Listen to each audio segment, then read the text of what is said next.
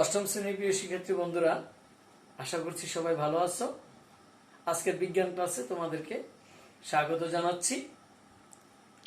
তোমরা নিশ্চয়ই লক্ষ্য করে থাকবে যে তুমি যদি একটা ঢিল উপরের দিকে ছুঁড়ে মারো বা যে কোনো একটা বস্তুকে যদি উপর দিকে ছুঁড়ে মারো, এটা কিন্তু নিচে পড়ে যায়। গাছ থেকে ফল নিচে পড়ে যায়। এইভাবে যে কোনো বস্তুকে যদি উপর থেকে ছেড়ে দেওয়া হয় তাহলে এই বস্তু পৃথিবীতে চলে আসে। কেন চলে আসে?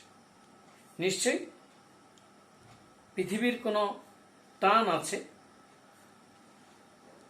তোমরা সেই নিউটনের গল্পটা জানো যে নিউটন আপেল গাছের নিচে বসেছিলেন এবং গাছ থেকে আপেল পড়া থেকেই উনিও চিন্তা করেছিলেন কেন আপেলটা পড়ে গেল, মাটিতে পড়লো কেন, এটা উপরের দিকে চলে গেল না কেন। তাহলে এভাবে এই চিন্তা থেকেই নিউটন যে সূত্রটা আবিষ্কার করছেন সেই সূত্রটা আমরা এই অধ্যায়ে পাব। তার মানে কি? মানে হচ্ছে যে এই মহাবিশ্বে বা বিশ্ব ব্রহ্মাণ্ডে প্রত্যেকটা বস্তুই একে অপরকে আকর্ষণ করে এবং এই আকর্ষণ যে বল, সেই বলটাকে বলা হচ্ছে মহাকর্ষ বল। তাহলে আজকে আমাদের আলোচ্য বিষয় হচ্ছে পৃথিবী এবং মহাকর্ষ। পৃথিবী এবং মহাকর্ষ।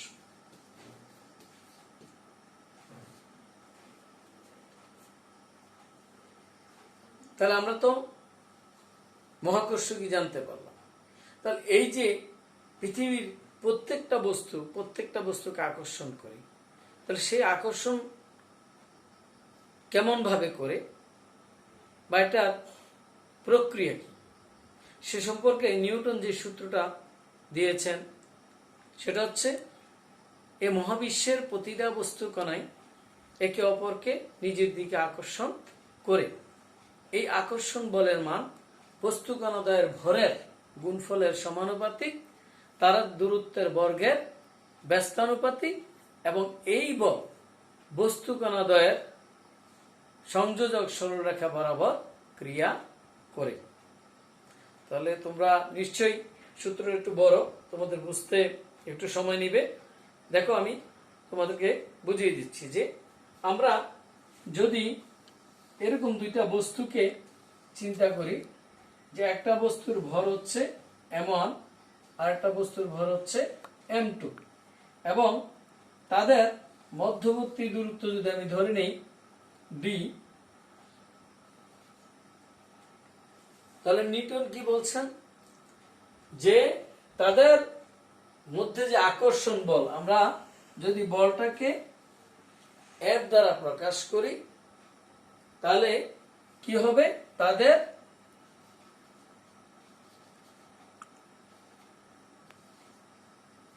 ভরের গুণফলের সমানুপাতিক।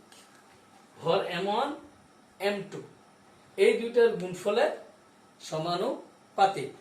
তোমরা মনে রাখবে যে এই যে চিহ্নটা দিলাম, এই চিহ্নটা বাংলায় সমানুপাতিক চিহ্ন বলবে, তাহলে হবে তাদের দূরত্বের বর্গ। দূরত্ব মানে ডি, আমরা ডি দ্বারা প্রকাশ করছি। আর তোমরা জানো, যদি না জেনে থাকো তাহলে জেনে রাখো যে ডি মানে ডিস্টেন্স।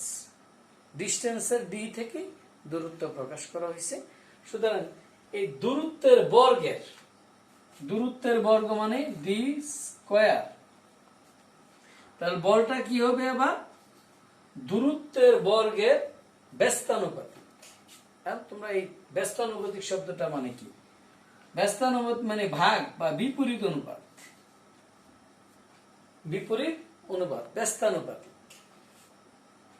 তাহলে আমি আবারও বলছি যে এই আকর্ষণ বল অর্থাৎ মহাকর্ষ বল, এই বলটা হলো আমরা F ধরলাম, বস্তু কণা দ্বয়ের, মানে দুইটির ভরের গুণফলের সমানুপাতিক এবং দূরত্বের বর্গের ব্যস্তানুপাতিক।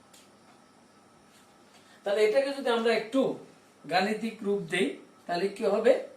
আমরা ইজ ইকুয়াল লিখব, লিখে বা আমরা ইজ ইকুয়াল না লিখে সমানুপাতিক চিহ্নটা ব্যবহার করি m1 m2 into 1/d square. তাহলে এটাকে আবার কি লেখা যায়? সমানুপাতিক m1 m2, দেখো 1 দিয়ে উপরটা গুণ করলে এটা রয়ে গেল, আর নিচে d স্কয়ার। আমরা f ইকুয়াল টু, এবার ইকুয়াল চিহ্ন ব্যবহার করব। ইকুয়াল চিহ্ন তোমরা হয়তো দেখা যাবে না, তাহলে আমরা এদিকে চলে আসি। f is equal m1 m2 by d square.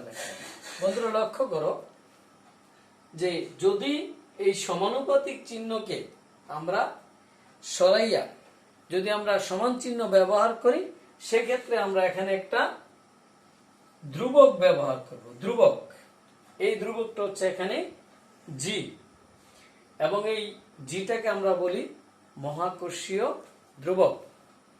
মহাকর্ষীয় ধ্রুবক। এখন ধ্রুবক বলতে তার একটা নির্দিষ্ট মান আছে। আমরা এই ধ্রুবকের সংজ্ঞাটা দিব একটু পরে, তোমরা আগে এই জিনিসটা বুঝে নাও। তাহলে আমরা কি পেলাম? f equal G m1 m2 by d square. অর্থাৎ কি হলো যে এখানে এই যে আমি যে লেখাটা লিখলাম, এটা হচ্ছে নিউটনের মহাকর্ষ সূত্রের গাণিতিক প্রতিপাদন বা গাণিতিক একটা রূপ।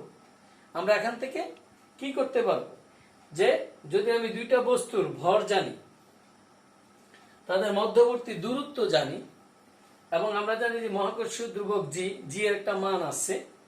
জি এর মানটা হচ্ছে G is equal 6.673 into 10 inverse minus 11 newton metre square per kg square. তাহলে তোমরা যদি বস্তু দুইটার ভর জানো, মধ্যবর্তী দূরত্ব জানো, এবং জি এর মানটা যদি তোমাদের জানা থাকে, তাহলে তোমরা কি করতে পারবে? নিউটনের মহাকর্ষের গাণিতিক সূত্রের সাহায্যে দুইটা বস্তুর মধ্যকার বল নির্ণয় করতে পারবে।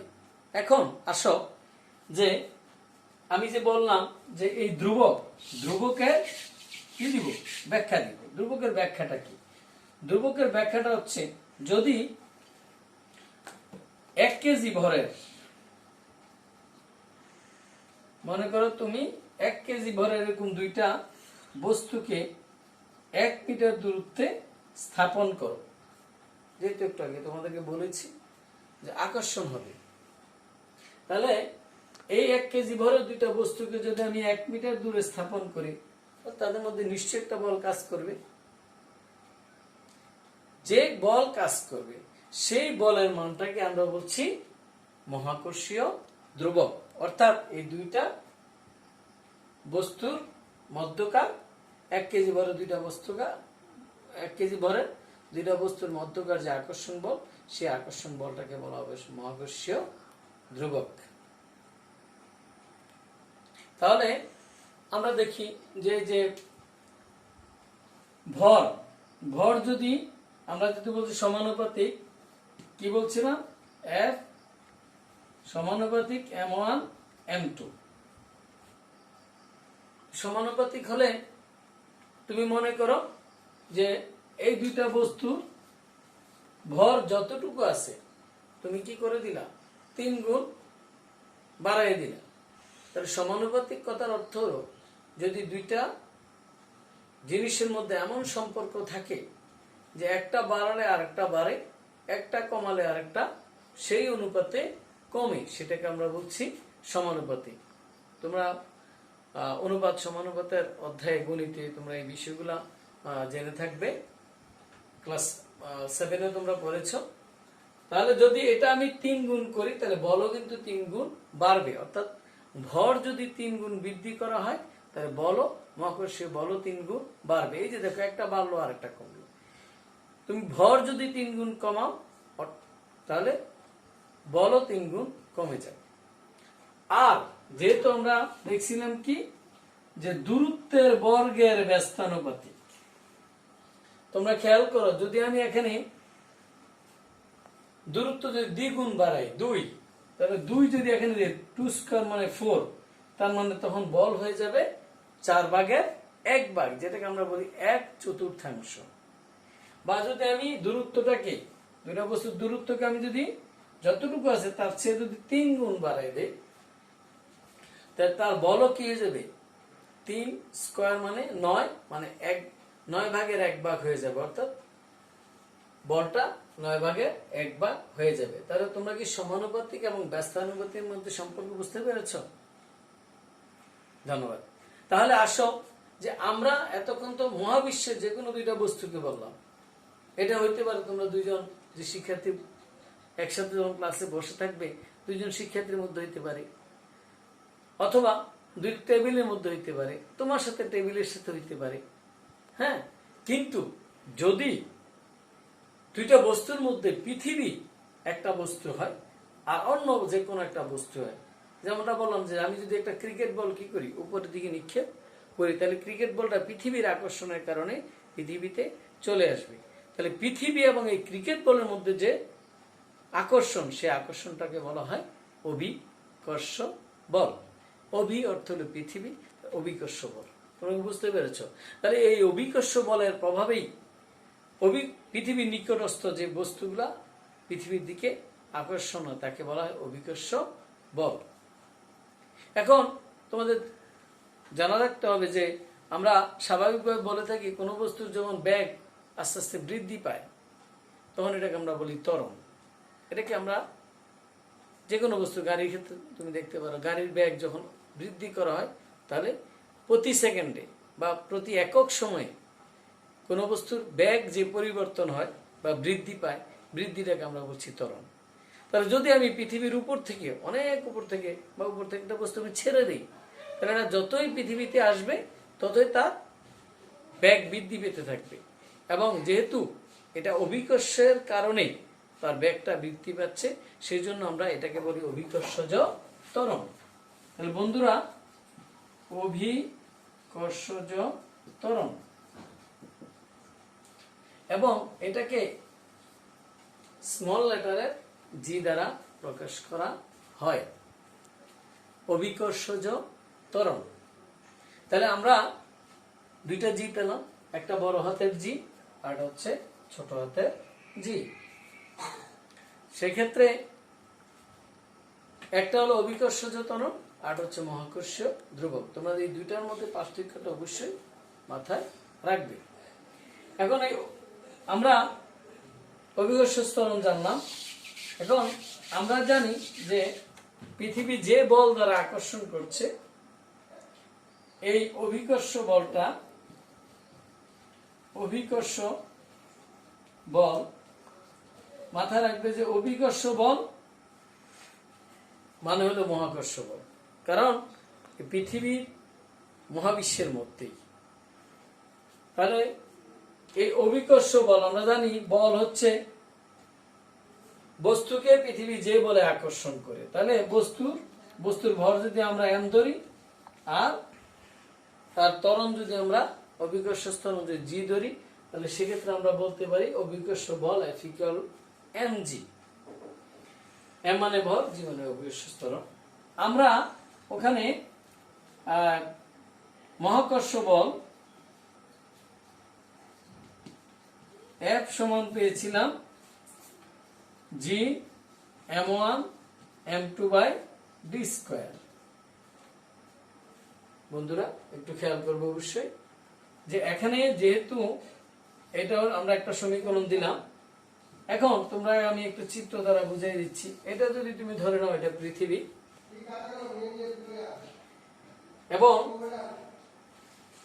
পৃথিবী যদি আমি যদি পৃথিবীর ভরটাকে বড় হাতের এম ধরি এবং পৃথিবীর উপরস্থ একটা বস্তু, এটাকে যদি আমি ছোট হাতের এম ধরি, মানে অর্থাৎ পৃথিবী যদি বড় বস্তু, তার ভরটাকে বড় হাতের এম ধরলাম, বস্তু যেমন ছোট বস্তু, সেই বস্তুটাকে আমরা যদি ছোট হাতের এম দ্বারা নির্দেশ করি এবং মধ্যবর্তী দূরত্বটাকে যে আমরা কি করি আর দ্বারা প্রকাশ করি, আর মানে রেডিয়াস বা ব্যাসার্ধ, সেক্ষেত্রে আমরা এই মহাকর্ষীয় বলটাকে আমরা বলতে পারি জি বড় হাতের এম ছোট হাতের m/r²। এটাকে আমরা 2 নম্বর সমীকরণ দিলাম।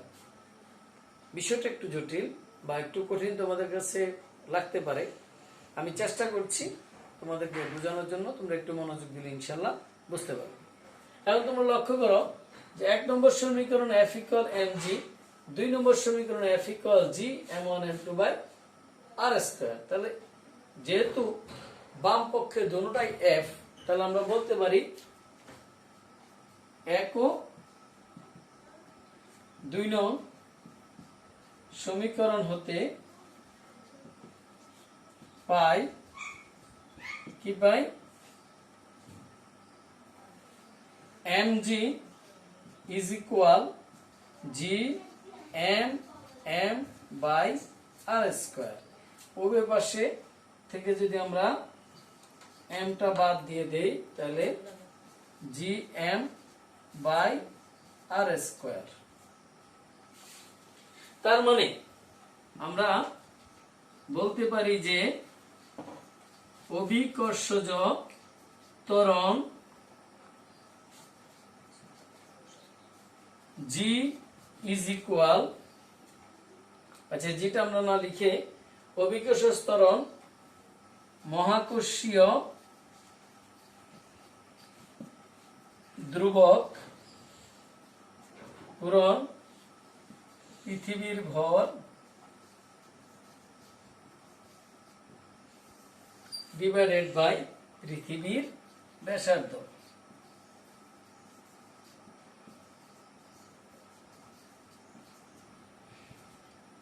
বন্ধুরা তোমরা এখানে একটা মজার ব্যাপার লক্ষ্য করো যে এই অভিকর্ষজ ত্বরণ মহাকর্ষীয় ধ্রুবক পৃথিবীর ভর এবং পৃথিবীর ব্যাসার্ধের উপর নির্ভর করে, এবং এটাকে তোমরা একটা সূত্র হিসেবে জেনে নিবে, কারণ পরবর্তীতে আমরা কিন্তু এটা দিয়ে বিভিন্ন গাণিতিক সমস্যার সমাধান করব। এখন লক্ষ্য করো যে অভিকর্ষজ ত্বরণটা 3টা জিনিসের উপর নির্ভর করে। একটা হচ্ছে মহাকর্ষীয় ধ্রুবক, একটা হচ্ছে পৃথিবীর ভর এবং পৃথিবীর ব্যাসার্ধ। কারণ তোমাদেরকে ইতিপূর্বে আমি বলেছি যে মহাকর্ষীয় ধ্রুবক, ধ্রুবক অর্থাৎ অর্থ হলো যার মানের কোনো পরিবর্তন হয় না, একটা নির্দিষ্ট মান আছে। পৃথিবীর ভর তাও একটা কি আছে, নির্দিষ্ট মান আছে। সুতরাং পৃথিবীর অভিকর্ষজ ত্বরণটা মহাকর্ষীয় ধ্রুবক এবং পৃথিবীর ভর উপর নির্ভর করলো, যেহেতু এদের মানের কোনো পরিবর্তন হয় না, সেক্ষেত্রে অভিকর্ষজ ত্বরণটা পৃথিবীর ব্যাসার্ধের উপরে নির্ভর করবে। কিভাবে ব্যাসার্ধের উপর নির্ভর করবে সেটা আমরা তোমাদেরকে পরবর্তী ক্লাসে আলোচনা করে দিব। সুতরাং তোমরা এই আজকে যে যতটুকু আমি আলোচনা করেছি এতটুকু অবশ্যই মনোযোগ সহকারে এবং বারবার তোমরা খাতায় লিখে চর্চা করবে। কিভাবে গাণিতিক আমি কিভাবে সম্পর্কগুলো একটা সম্পর্ক থেকে আরেকটা গাণিতিক সম্পর্ক তৈরি করলাম, সেই সম্পর্কগুলো তৈরি করে তোমরা খাতায় প্র্যাকটিস করবে, যাতে তোমরা পরবর্তী ক্লাসটা আরো ভালোভাবে বুঝতে পারো। আজকের আলোচনা আমরা এখানেই শেষ করব। তারপর আমি আবারও একটু তোমাদেরকে আজকের আলোচনার দিকগুলো বলছি। আমরা কি কি, মহাকর্ষ কি, অভিকর্ষ কি, অভিকর্ষজ ত্বরণ কি, ত্বরণ কি, মহাকর্ষীয় সূত্রটা কি, এবং মহাকর্ষ সূত্রের গাণিতিক রূপ এবং অভিকর্ষজ ত্বরণকে আমরা কিভাবে গাণিতিক রূপে প্রতিপাদন করতে পারি, এই বিষয়গুলো আলোচনা করেছি। সুতরাং তোমাদেরকে আবারও তোমাদের শুভকামনা জানিয়ে ভালো থাকবে এই আশাবাদ ব্যক্ত করে আজকের ক্লাস এখানে সমাপ্ত করলাম। আল্লাহ হাফেজ।